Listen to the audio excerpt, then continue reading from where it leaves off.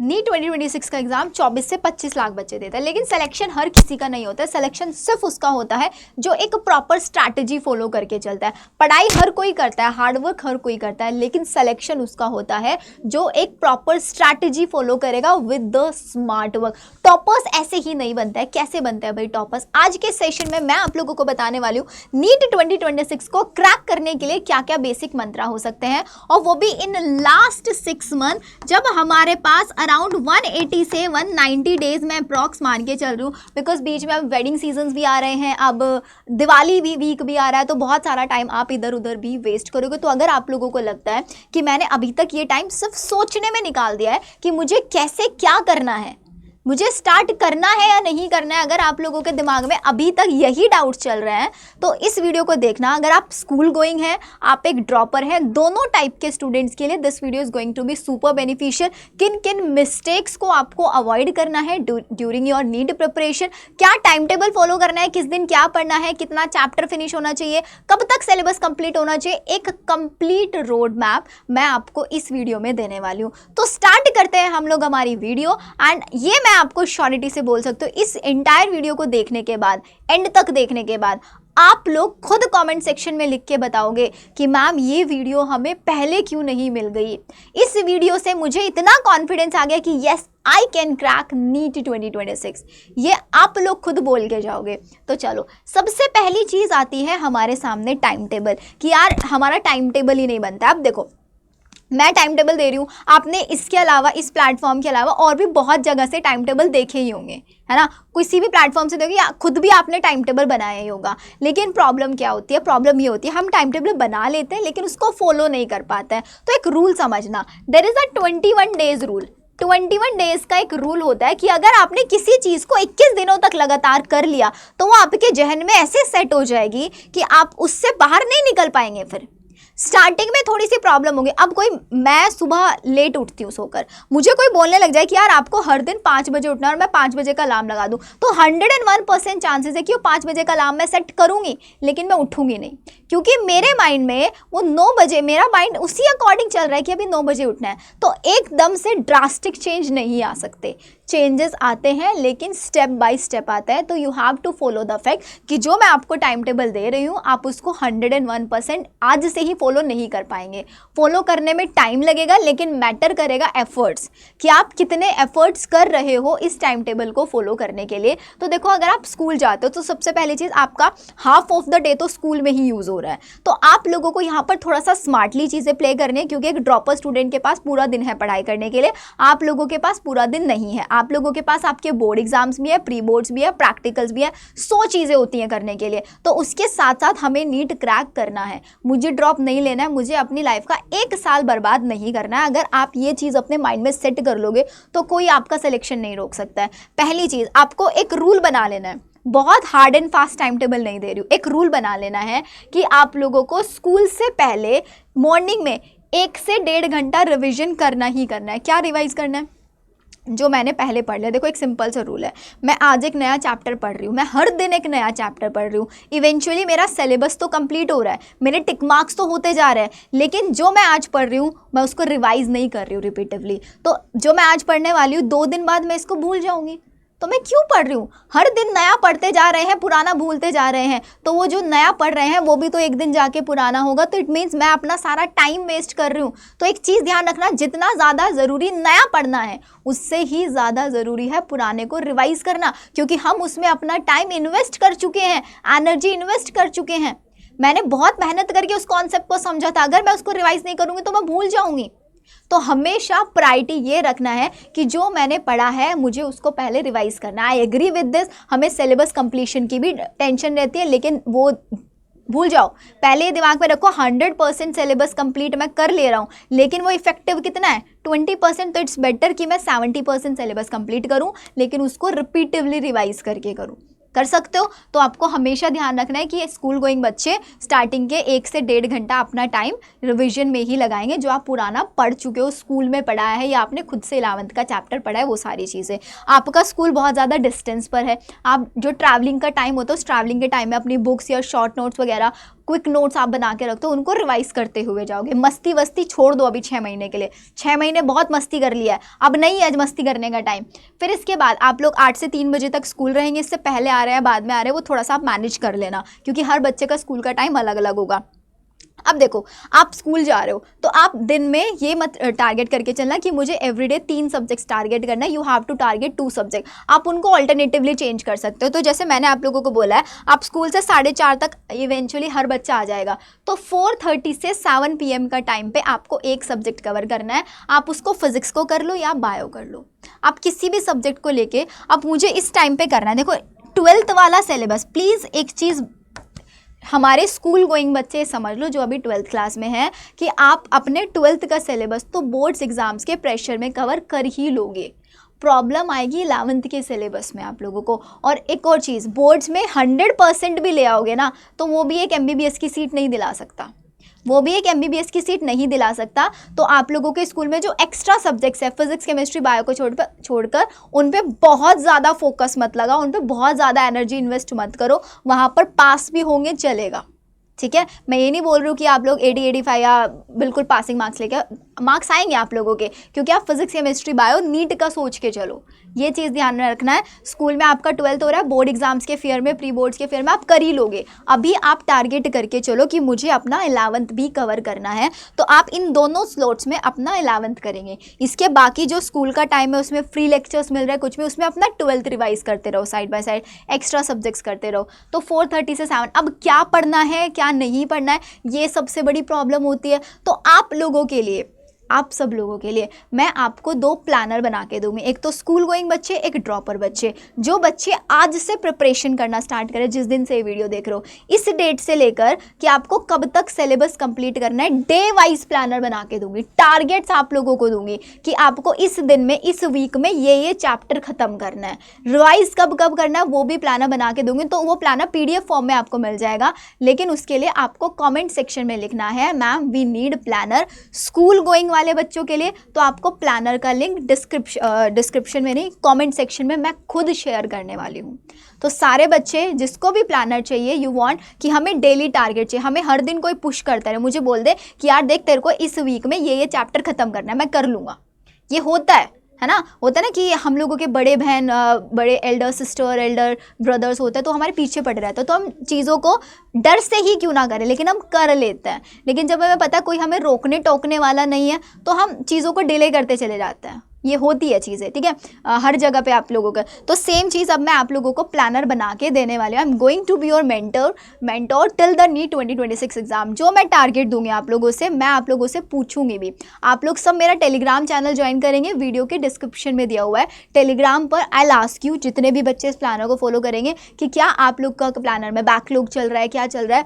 हम सारे के सारे सेशंस रखेंगे टेलीग्राम पर। मैं आप लोगों के साथ लाइव भी कनेक्ट करने वाली हूँ, लाइव सेशंस रखेंगे जिसमें आप अनम्यूट करके मुझसे बात भी कर सकते हैं।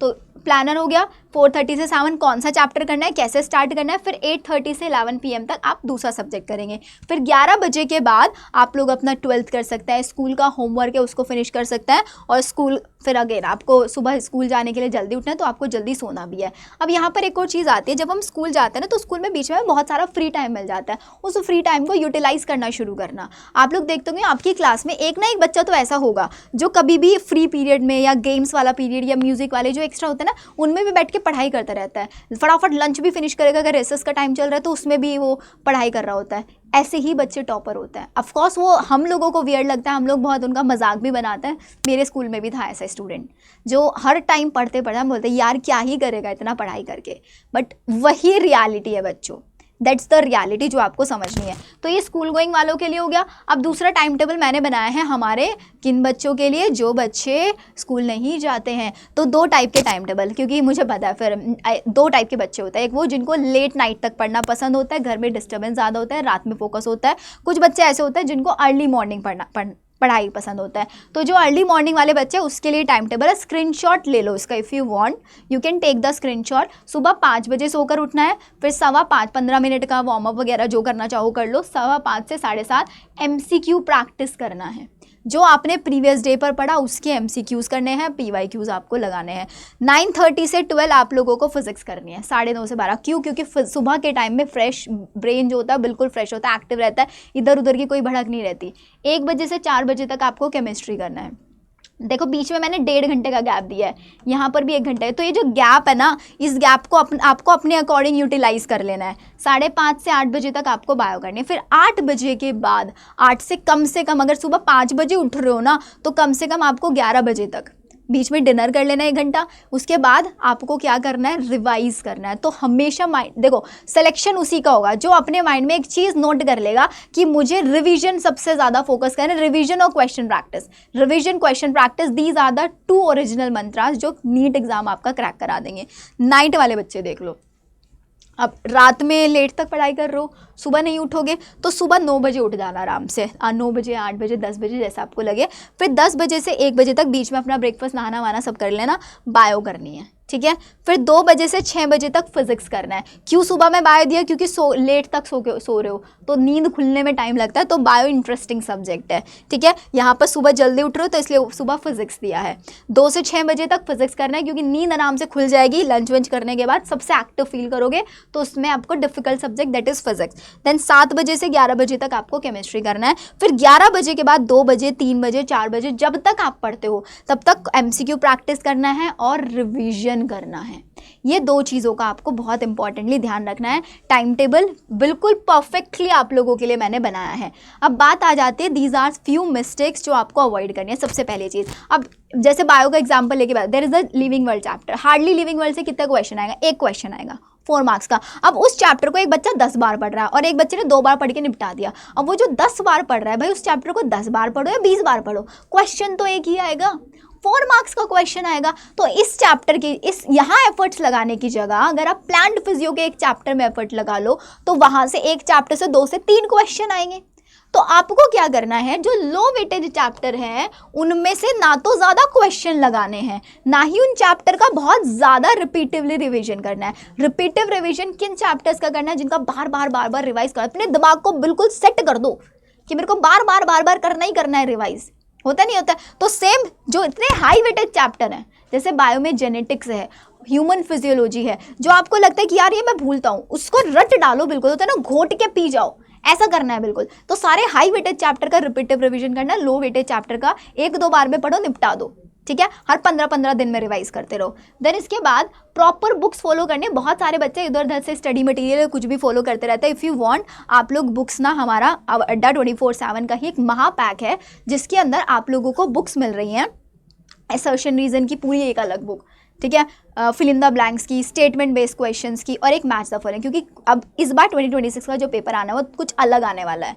2025 का पेपर आपने देखा था, तो इस बार हमने आप लोगों के लिए प्रॉपर स्टडी मटेरियल्स बनाए हैं। इफ़ यू वांट, आप हमारी ऑनलाइन टेस्ट सीरीज़ भी ले सकते हैं, जिसमें हमारी रिसेंटली NBTS 3.0 टेस्ट सीरीज़ आई है, जिसमें आप ले सकते हैं। अब वो कैसे लेंगे? अड्डा 24/7 का आपको वेबसाइट पर जाना है, वेबसाइट पर जाकर आपको वहाँ पे सारी की सारी टेस्ट सीरीज़ मिल जाएंगी। आपको मोर देन 20 टेस्ट मिलने वाले हैं ऑनलाइन प्रैक्टिस में, ऑफलाइन भी आप उनको अपने घर पे मंगा सकते हैं। OMR शीट भी आपको मिलेगी, प्रॉपर वीडियो सॉल्यूशंस भी मिलने वाले हैं। तो आपकी क्वेश्चन प्रैक्टिस 6 से 7 हज़ार क्वेश्चन आप आराम से प्रैक्टिस कर लोगे, बहुत मिनिमम प्राइस में। 2000 के अंदर अंदर पूरी टेस्ट सीरीज मिल जाएगी आपको। तो PYQ प्रैक्टिस भी आप वहाँ से कर सकते हैं।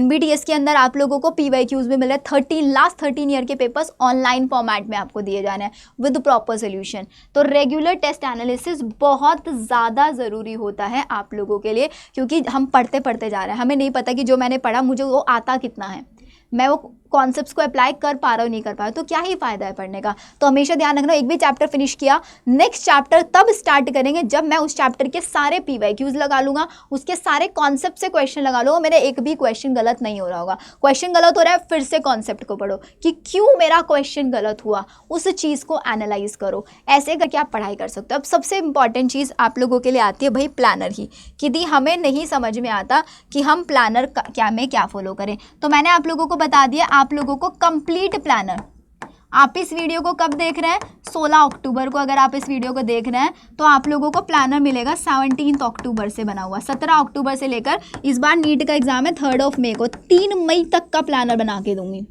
और उस प्लानर को PDF फॉर्म में उसका प्रिंट निकलवा के जहाँ पढ़ाई करते हो ना, स्टडी टेबल पर पेस्ट कर लेना। और एक और चीज़ कर लेना, आपका जो ड्रीम कॉलेज है उसकी फोटो निकलो, अपनी स्टडी टेबल पे पेस्ट करो, उसको हर दिन देखो। गर्लफ्रेंड बॉयफ्रेंड की फोटो तो बहुत देखते होंगे, अपने ड्रीम कॉलेज की हर दिन फोटो देखो, हर दिन माइंड में रियलाइज रहेगा, हाँ जब भी पढ़ाई करने का मन नहीं कर रहा है, फोन स्क्रॉल कर रहे हो, क्या करना है, ड्रीम कॉलेज की फोटो। इवन मैं तो बोलती हूँ अपनी फ़ोन के वॉलपेपर पर भी अपने ड्रीम मेडिकल कॉलेज की फोटो लगा लो। जब भी फ़ोन चलाने बैठोगे क्या दिखेगा, ड्रीम मेडिकल कॉलेज, अरे इसमें पहुंचना है, पढ़ाई करनी है, पढ़ाई करनी है। मतलब जहाँ जहाँ पर आपको लगे मेरा डिस्ट्रैक्शन है, वहाँ वहाँ पर अपने ड्रीम मेडिकल कॉलेज की फोटो लगा दो, लिख दो I want to become a doctor. Distract नहीं होना है। मैं यही करती हूँ, जहाँ पे मुझे दिखता है ना कि हाँ मैं यहाँ पे गलती करती हूँ, तो मैं अपने पास हमेशा स्टिकी नोट्स लेके रखती थी। तो मैं स्टिकी नोट से चिपका लेती थी कि शिवानी ये नहीं करना है, ये नहीं करना है, ये नहीं करना है। तो बार बार वो चीज़ें दिख जाती थी, क्योंकि दिमाग है भाई, ये इधर उधर घूमेगा। तो अब सामने से दिखता रहेगा आप लोगों को, तो अब नहीं करोगे। डोंट वेस्ट टाइम, लिख लो उसमें। रील्स स्क्रॉल नहीं करनी है, लिख लो। बॉयफ्रेंड गर्लफ्रेंड से किसी से बात नहीं करनी है, दोस्तों से किसी से बात नहीं करनी है, बिल्कुल हो जाएगा, बिल्कुल। तो आपको सिंपल प्लानर की ज़रूरत है, जो प्लानर मैं दूंगी। लेकिन वो प्लानर देखो लेंगे तो सब बच्चे, लेकिन फॉलो कौन करेगा, फॉलो वो करेगा जिसके अंदर एक प्रॉपर डेडिकेशन होगा। तो अगर आप लोगों के अंदर भी डेडिकेशन है तो जल्दी से लिख दो कमेंट सेक्शन में, ma'am we need a complete planner. तो आप लोगों को प्लानर मिल जाएगा। टेलीग्राम ज़रूर ज्वाइन कर लेना, बिकॉज आप लोगों के लिए टेलीग्राम पर मैं लाइव सेशंस लूँगी, जिसमें मैं आप लोगों को सारी चीज़ें 1-on-1 वहाँ पर समझा रही होंगी। तो मिलते हैं हम लोग हमारी नेक्स्ट वीडियो के अंदर। अगर आप लोगों को कोई भी डाउट है नीट 2026 के प्लानर टाइम टेबल को लेकर, let me know in the comment section, I am there to help you out. बस एक चीज़ ध्यान रखना बच्चों, अगर ठाना है हमने कुछ करने का तो करके रहेंगे। एक लाइन होती है, I can do it and I will do it. मैं ये कर सकती हूँ और मैं ये करके रहूँगी। हमेशा खुद को ये रियलाइज़ कराना, हम किसी से कम नहीं है। जो बच्चा ऑल इंडिया रैंक 1 लेकर आएगा 2026 में, वो भी इस टाइम पढ़ाई कर रहा होगा। तो यू हैव टाइम। ये वाली लाइन मतलब जब चिड़िया चुग गई खेत, अब पछताए होत क्या, अब क्या फ़ायदा पछताने का। लेकिन अभी हमारे पास टाइम है, 6 महीने चले गए, उसके रिग्रेट में मत बैठना। लेकिन अभी जो टाइम है उसको इफेक्टिवली यूज़ कर लो। That's it.